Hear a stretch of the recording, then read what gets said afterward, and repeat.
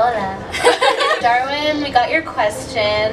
Something that surprised us about Otavalo or something we weren't prepared for? Anyone? For me, I guess it was the past couple years it's been kind of cold, and this year it's been a lot warmer. Like we're just walking through the square and it's like we're like burning. It's so hot and like sweaty. But then at night it'll be a little bit colder, so I don't know, the weather was something for me. I would say for me, being stared at like head to toe everywhere we go, or just all of us together, I think we attract a lot of attention. Probably the English. I think that was just like, I mean, I expected it, but I think that has just taken a little bit getting used to and just kind of looking past it, really. For me, I think it's been how fast time has been going on. We've already reached our first week here, and it hurts to know that we only have 4 weeks here. So it's kind of hitting us how fast time does go by.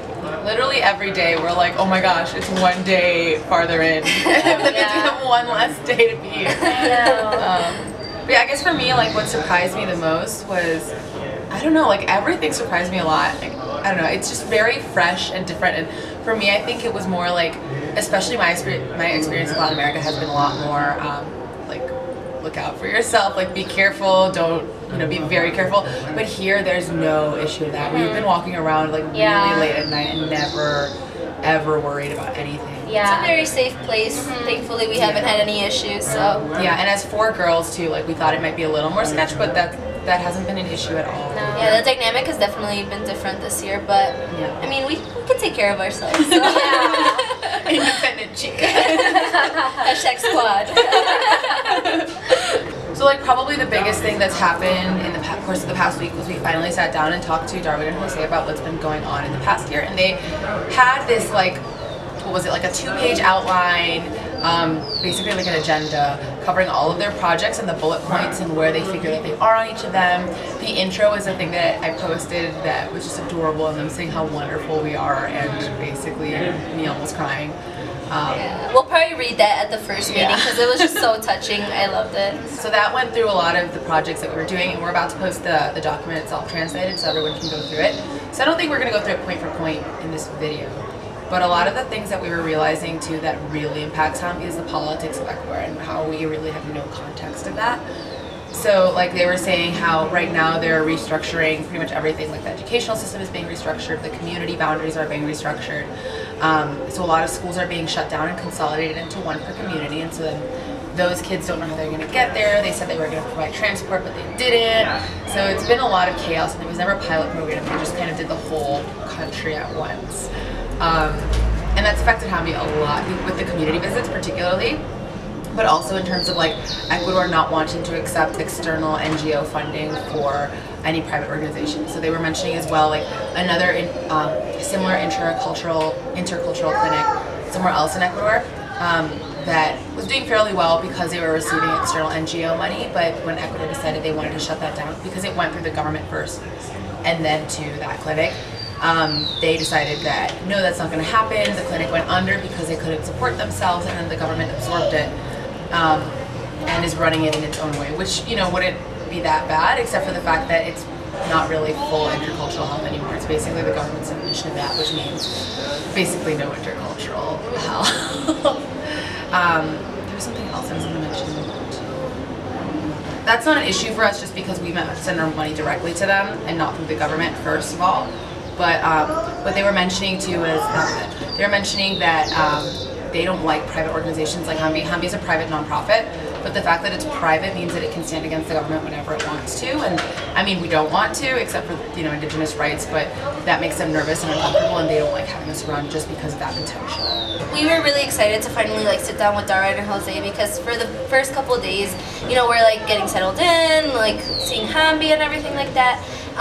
But you know, the other day we actually like sat down and talked about all these issues, talked about the project, so it seemed a little bit more real, you know, like okay, we actually are doing work, we're actually getting into like what we came in here for. Where was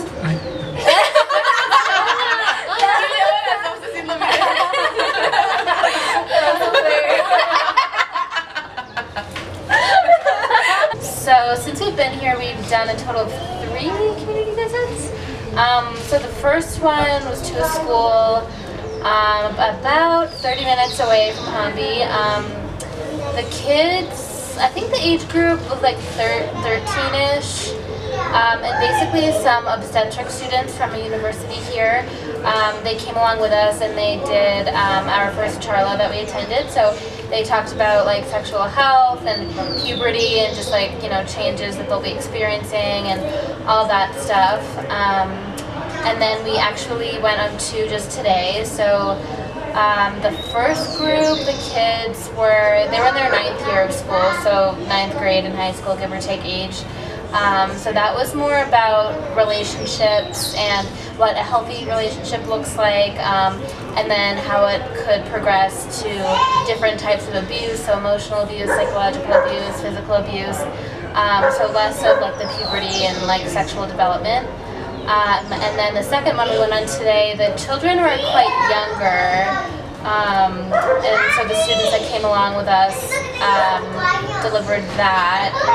They were talking about values, so just all type of values. We didn't really sit in on that one, but we talked to the obstetric students afterwards, and they said it was all about like values and like learning about yourself. They were fun. It's always fun to greet the kids when you get there. Some of them are really shy, but other ones will like want to shake your hand, and then after, and they take pictures. Yeah.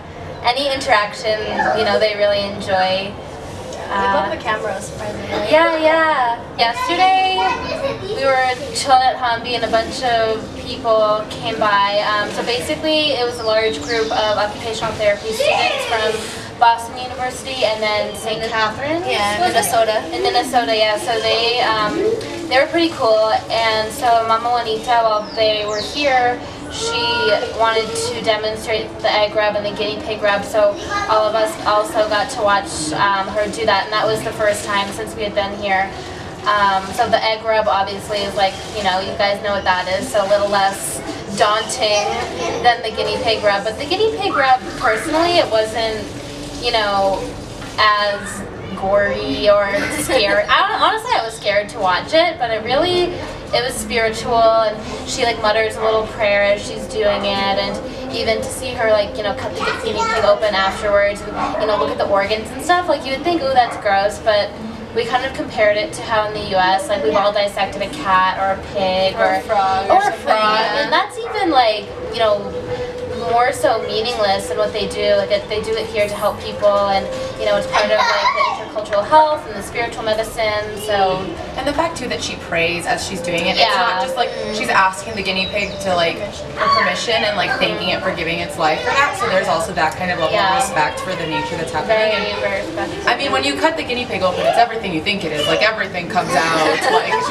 guts and everything, like stomach. It is what you think it is. It's just not as gross as you thought it would be. I think it was funny, like seeing some of the American students like reactions. Yeah, they were just like, oh my god, like what is she doing? You know? So we started a new thing on Mondays, Wednesdays, and Fridays. We are teaching an English class to our patients' kids, and they range from like 5 to 12-year-old kids.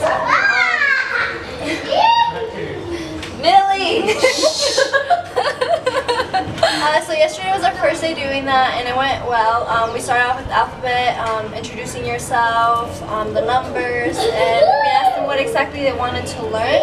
But we also wanted to extend this to you guys and ask for your advice and your help.